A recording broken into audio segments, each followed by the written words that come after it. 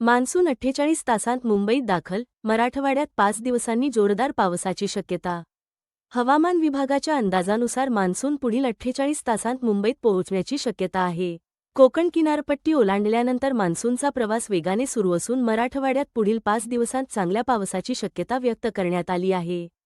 काही जिल्ह्यांमध्ये अतिवृष्टीचा इशारा देण्यात आला असून शेतकरी व नागरिकांनी आवश्यक ती खबरदारी घ्यावी. उज्ज्वला योजनेत मोठा बदल, लाभार्थ्यांना वर्षाला फक्त 4 अनुदानित गॅस सिलिंडर. केंद्र सरकारने प्रधानमंत्री उज्ज्वला योजनेत बदल करत लाभार्थ्यांना मिळणाऱ्या अनुदानित गॅस सिलिंडरची संख्या कमी केली आहे. नव्या नियमानुसार पात्र कुटुंबांना वर्षभरात फक्त 4 अनुदानित सिलिंडर मिळणार आहेत. सरकारच्या मते बहुतांश लाभार्थ्यांचा वार्षिक वापर याच मर्यादेत असल्याने हा निर्णय घेण्यात आला आहे. या बदलामुळे देशातील लाखो उज्ज्वला लाभार्थ्यांवर परिणाम होण्याची शक्यता आहे. बीडमध्ये 2 पुलांचा भराव वाहून गेला, परभणीतील 15 गावांत झाडे उन्मळली. मराठवाड्यात झालेल्या वादळी पावसामुळे अनेक जिल्ह्यांत मोठे नुकसान झाले आहे. बीड जिल्ह्यात 2 पुलांचा भराव वाहून गेला, तर परभणी जिल्ह्यातील 15 गावांमध्ये झाडे उन्मळून पडली. नांदेडमध्ये वीज कोसळून जनावरांचा मृत्यू झाला असून अनेक भागांत वीजपुरवठाही खंडित झाला. हवामान विभागाने पुढील 3 दिवस वादळी पावसाची शक्यता वर्तवली असून नागरिकांनी सतर्क राहण्याचे आवाहन केले आहे. सोने, चांदीच्या दरात मोठी घसरण. आंतरराष्ट्रीय बाजारातील बदलांमुळे सोने आणि चांदीच्या किमतीत मोठी घट झाली आहे. चांदी तब्बल 7,290 रुपयेने स्वस्त झाली असून सोन्याच्या दरातही 1,545 रुपयेची घसरण नोंदवली गेली आहे. मजबूत डॉलर आणि जागतिक आर्थिक घडामोडींचा परिणाम मौल्यवान धातूंच्या किमतींवर दिसून येत आहे. त्यामुळे खरेदीदारांसाठी सोने चांदी खरेदीची चांगली संधी निर्माण झाली आहे. कोकण, मध्य महाराष्ट्रात मान्सूनची जोरदार आगेकूच. मान्सूनने कोकण आणि मध्य महाराष्ट्रात वेगाने प्रगती करत रत्नागिरी, सातारा आणि सोलापूर जिल्ह्यांपर्यंत मजल मारली आहे. हवामान विभागाच्या अंदाजानुसार पुढील 2 ते 3 दिवसांत राज्यातील आणखी अनेक भागांत मान्सून दाखल होण्याची शक्यता आहे. यामुळे अनेक ठिकाणी पावसाचा जोर वाढणार असून शेतकरी आणि नागरिकांना दिलासा मिळणार आहे. युरियासाठी शेतकऱ्यांची झुंबड, पहाटेपासूनच खत केंद्रांवर रांगा.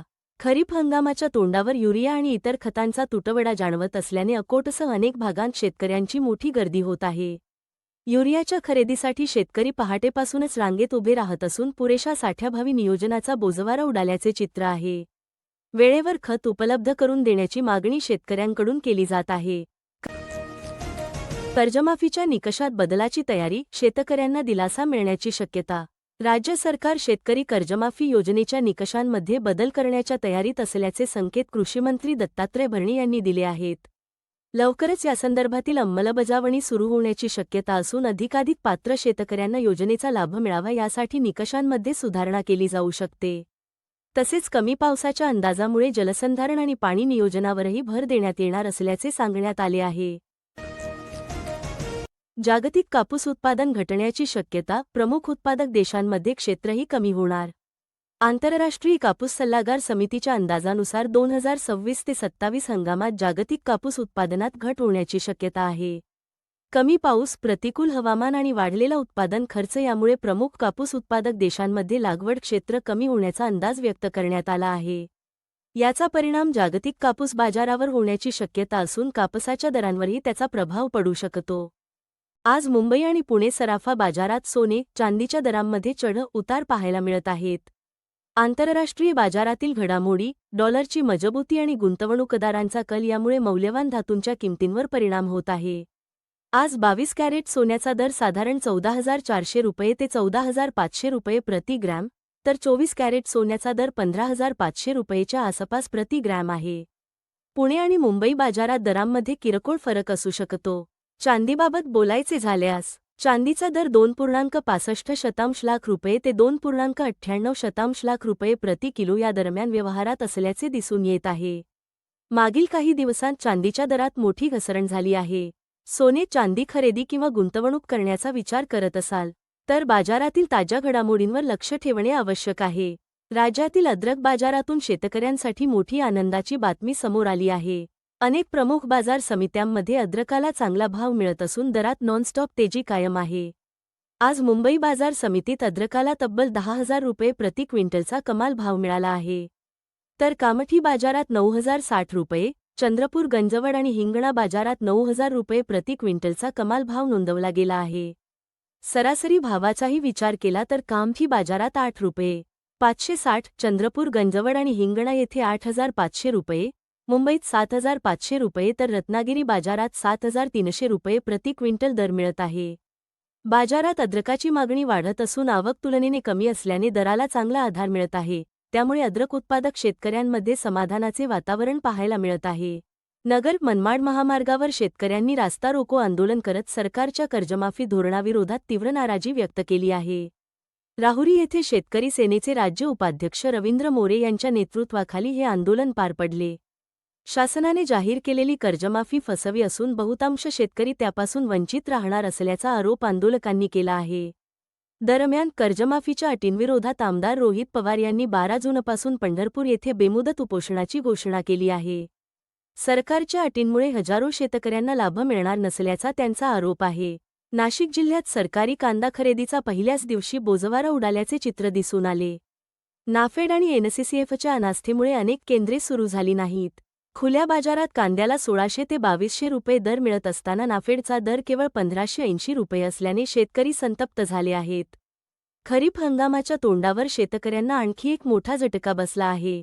रासायनिक खतांच्या दरात 200 ते 600 रुपयांपर्यंत वाढ झाली असून बियाणे आणि कीटकनाशकांच्या किमतीतही 15 ते 30% वाढ झाली आहे. त्यामुळे शेतीचा उत्पादन खर्च मोठ्या प्रमाणात वाढणार आहे. छत्रपती संभाजीनगर आणि बीड जिल्ह्यातील अतिवृष्टीग्रस्त शेतकऱ्यांसाठी दिलासादायक बातमी समोर आली आहे. शासनाने 11,79,00,000 रुपयांच्या मदत निधीला मंजुरी दिली असून ही रक्कम लवकरच लाभार्थी शेतकऱ्यांच्या खात्यात जमा होणार आहे.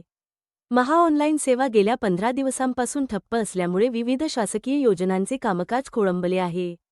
वृद्ध, दिव्यांग, विधवा आणि निराधार लाभार्थ्यांना सेतू केंद्रांवर वारंवार फेऱ्या माराव्या लागत आहेत. यवतमाळ जिल्ह्यातील 12,000हून अधिक शेतकऱ्यांचे सिंचन विहिरींचे अनुदान रखडले असून तब्बल 569 कोटी रुपयांची रक्कम अडकली आहे. त्यामुळे अनेक कामे अपूर्ण राहिली असून पावसाळ्यापूर्वी विहिरींची कामे पूर्ण होण्याबाबत चिंता व्यक्त केली जात आहे. नव्या खत विक्री ऑनलाईन प्रणालीमुळे शेतकरी आणि विक्रेते दोघेही त्रस्त झाले आहेत.